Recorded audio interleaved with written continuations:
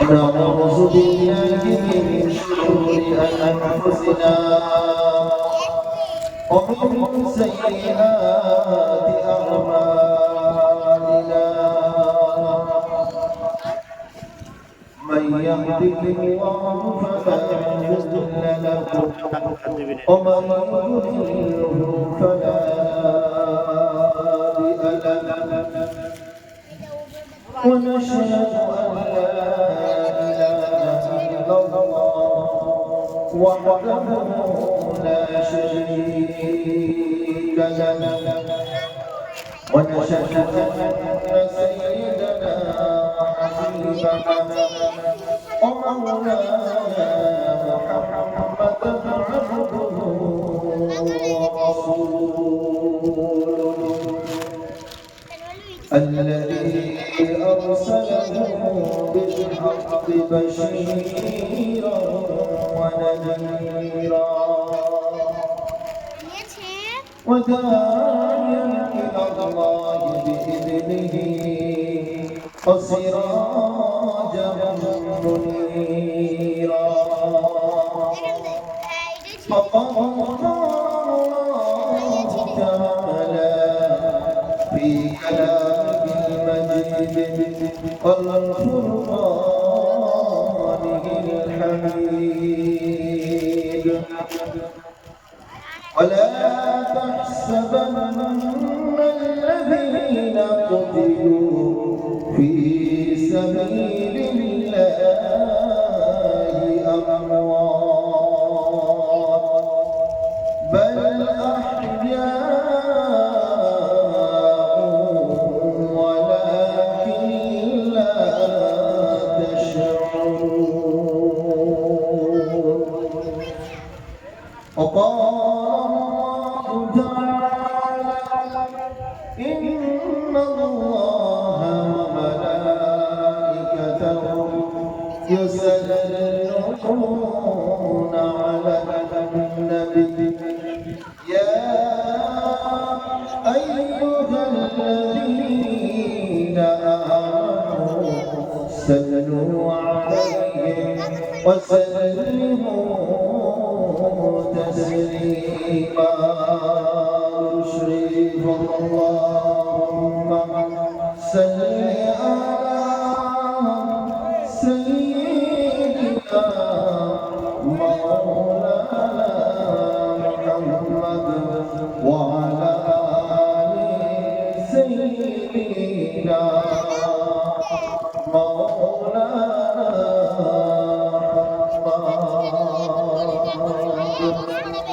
मेरी आँखों के पुतली में मेरी आँखों के पुतली में ज़रूर मोहम्मद का और मेरी आँखें नक्शा मोहम्मद का कोई जन्नत में जाएगा कोई दोज़ख में पहुंचेगा मदीने की तरफ दौड़ेगा दीवाना मोहम्मद का अल्लाहुम्मा सल्ली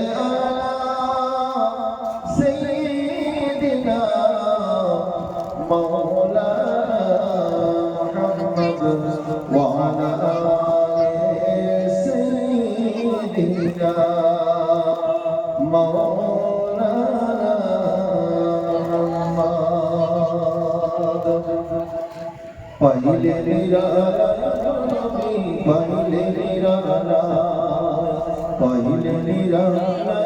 नबी पहले निराला कोई कदम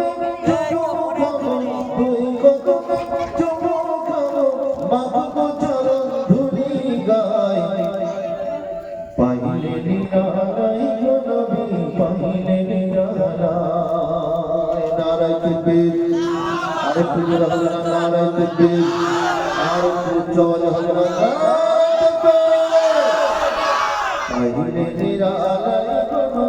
পাইলে নিরালায় দয়ার নবী কত দূরে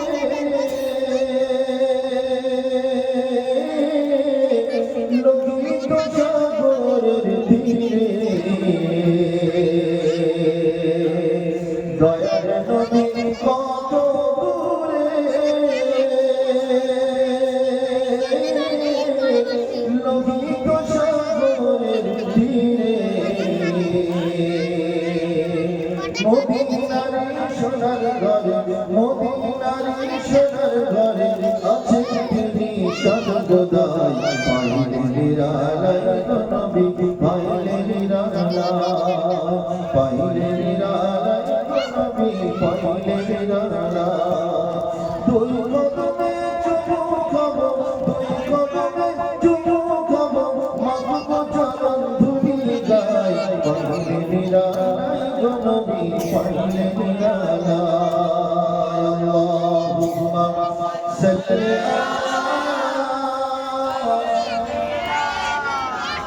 مولانا محمد وعلى آل سيدنا مولانا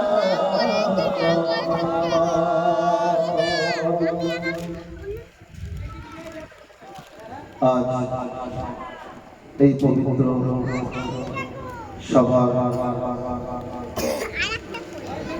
সভাপতি সাহেব আমন্ত্রিত উলামা ইকরাম আমার সামনে উপবিষ্ট নওজওয়ান যুবক ভাইরা বাবাজিরা ইসলামময় ছোট্ট ছোট্ট কচিকাচারা এবং পর্দার অন্তরালে আমার মা এবং বোনেরা আমি সকলকে জানাই এই পবিত্রময় রজনীতে সালাম ভালোবাসা এবং শুভেচ্ছা বা অভিনন্দন আমরা আজ আসতে পেরে বসতে পেরে শোনার জন্য আল্লাহ রাব্বুল আলামিন আমাদেরকে যে সুযোগ করে দিয়েছেন সেই জন্য আমরা সেই মহাসত্তা মহাপৃষ্ঠা আল্লাহ রাব্বুল আলামিনের দরবারে প্রত্যেকে শুকরিয়া জ্ঞাপন করি সকলে একবার জবান খুলে মিলিত কণ্ঠে বলি আলহামদুলিল্লাহ আরেকটু জোরে হবে আলহামদুলিল্লাহ সাথে সাথে জানাই আমার আপনার নবী দিন দুনিয়ার বাদশা রাহমাতুল লিল আলামিন মুসতাবি মুহাম্মদুর রাসূলুল্লাহ সকলে বলে সাল্লাল্লাহু আলাইহি ওয়াসাল্লাম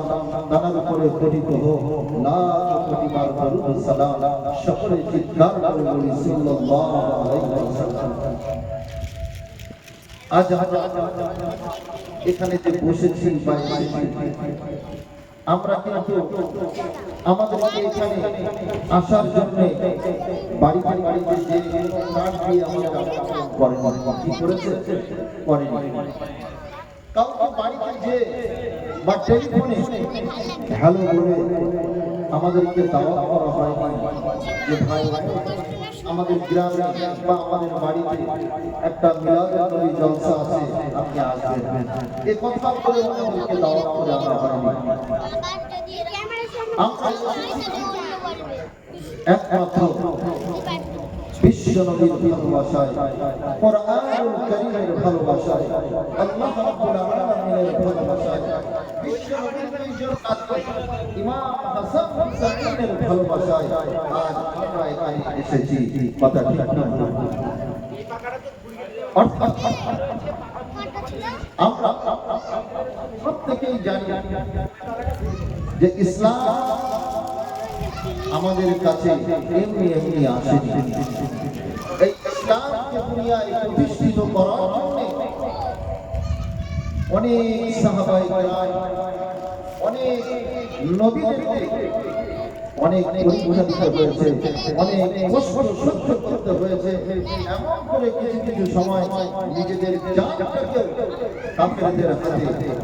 বিলীন করে দিতে হয়েছে তবে তাদের জীবনের বিনিময়ে তাদের শাহাদাতের বিনিময়ে তাদের কারারুদ্ধের বিনিময়ে আজ আমরা সহজে ইসলাম পেয়ে গেছি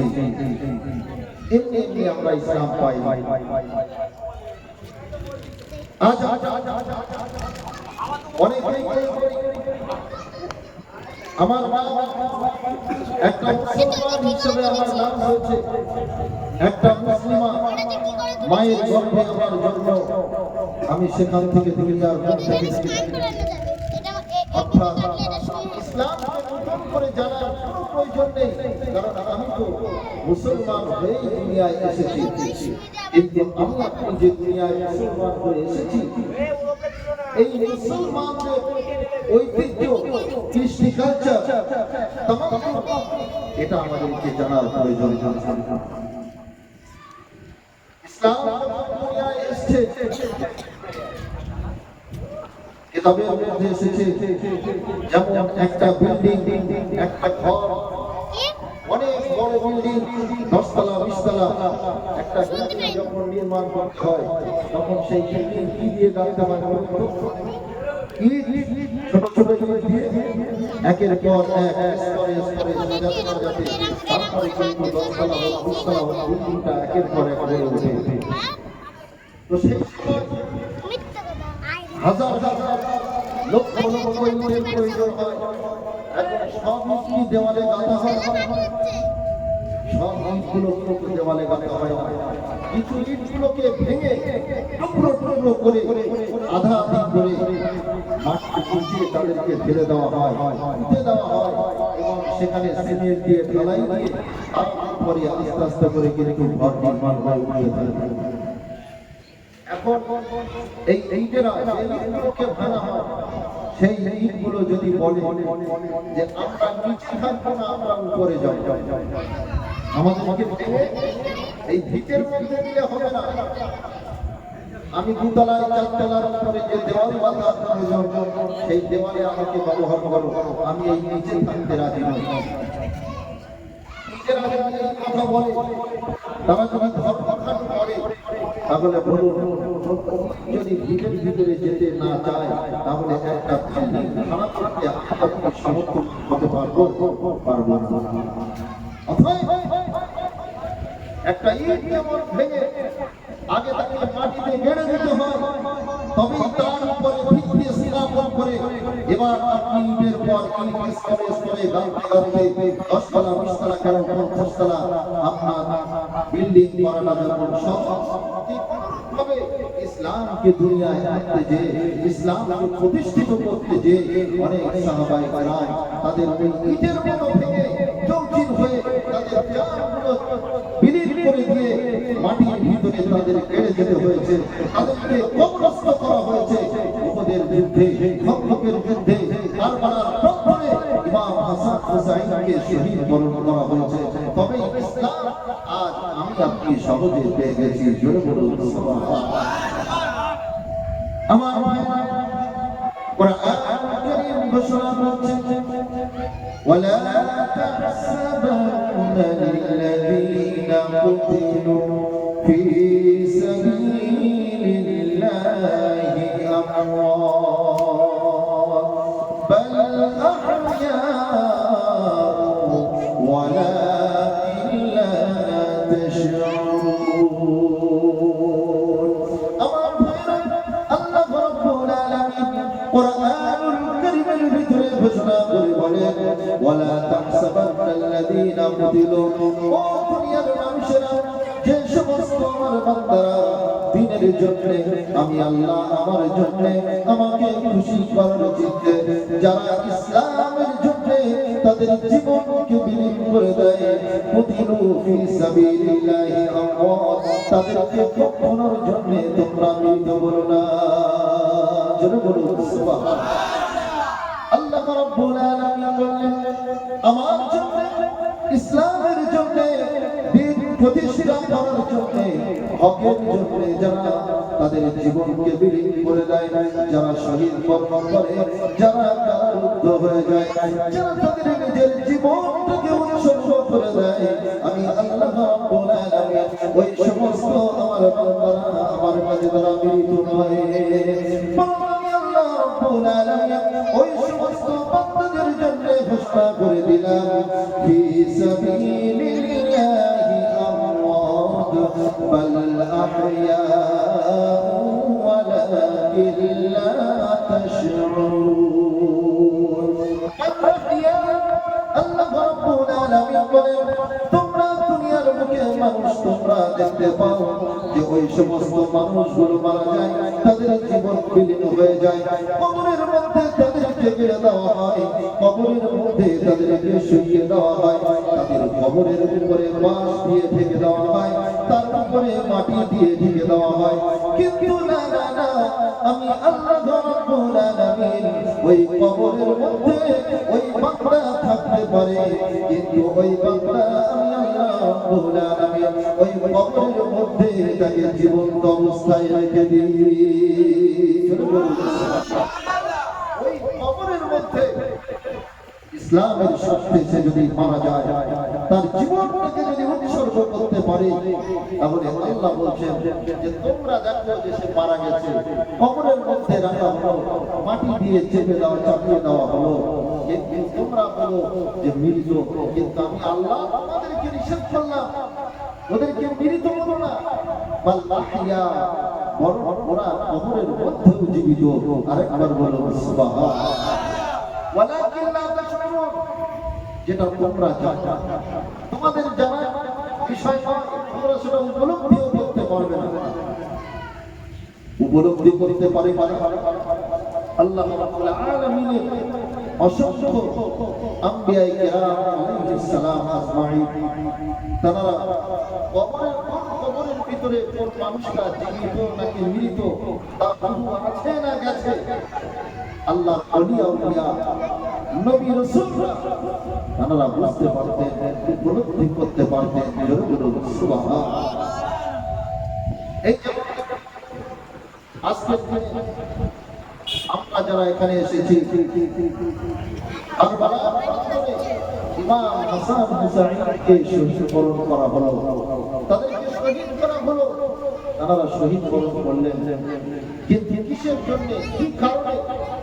তারা দুইজন ছিলেন টকটকে যুবক, কিন্তু এই টকটকে যুবক দুই সন্তান হযরতে বিশ্বনবীর কন্যা মা ফাতিমা যুহরা রাদিয়াল্লাহু তাআলা আনহা, দুইজন দুলালী, একজনের নাম ইমাম হোসেন এবং ইমাম হাসান। যুবক সন্তান কারবালা কুফা প্রান্তরে কেন তাদেরকে শহীদ করা হলো? ইয়াজিদ ভাই বলল, হে ইমাম হাসান হুসাইন, তোমরা যদি আমার কাছে বর্ষণ স্বীকার করো তাহলে তোমরা রেহাই পেয়ে যাবে, অন্যথায় তোমরা যদি আমাদের বর্ষণা স্বীকার না করো,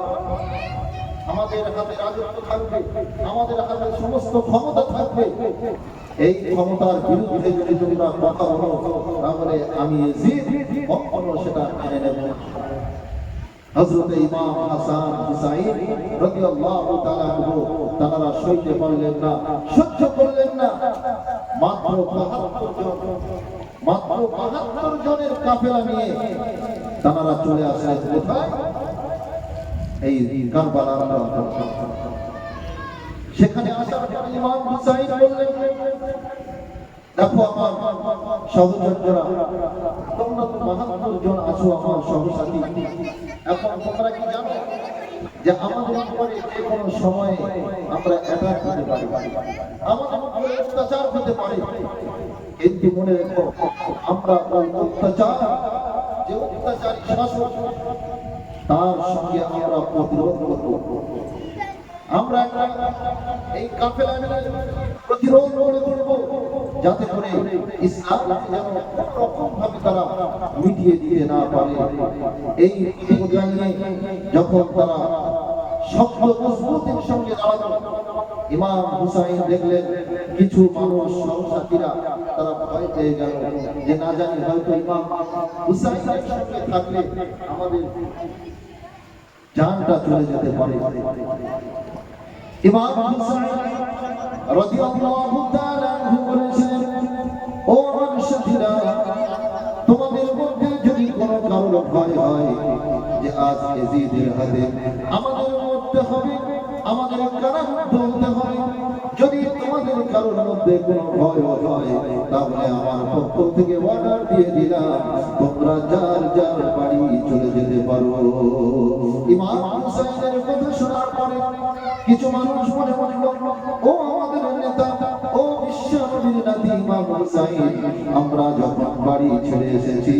আমাদের সন্তান, আমাদের বিবি বাচ্চা, আমাদের পরিবার বর্গদেরকে ছেড়ে আমরা আপনার সঙ্গে এসেছি, আমাদের জীবন চলে যায় যা, আমাদের সংসার, আমাদের ব্যবসা সব চলে যায় যা, বিনিময়ে আল্লাহ রাব্বুল আলামিনের দিন এই পৃথিবীর জমিনে কায়েম করতে আমরা কোনো রকম ভাবে আমরা ভীত সন্ত্রস্ত হব না।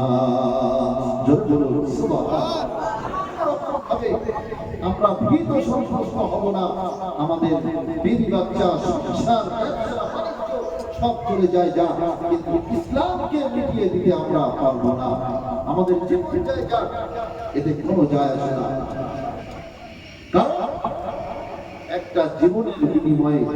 যদি ইসলাম দুনিয়ায় প্রতিষ্ঠিত হয়, তাহলে এর থেকে আল্লাহর কাছে পাওয়া বড় আর কিছু হয় না। এই জন্য দেখবেন পৃথিবীতে যত নবী রাসূল এসেছিলেন, প্রত্যেকটা নবী রাসূলের একটাই কাজ ছিল, দ্বীনকে প্রচার করা এবং হকের উপরে অনড় থেকে